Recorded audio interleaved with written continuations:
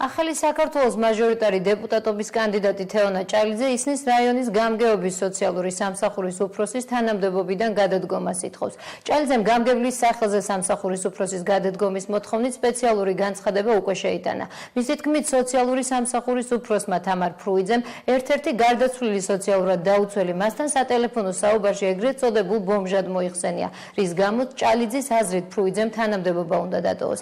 ისნის გამგეობაში ახალი საქართველოს ბრალდებებს უპასუხეს. გამგეობაში ამბობენ, რომ ფრუიძესთან საუბარი აქციის ორგანიზატორებს არ ქონიათ. შესაბამისად, თამარ ფრუიძის განცხადებით ის, რასაც ჭალიძე ამბობს, სიმართლეს არ შეესაბამება.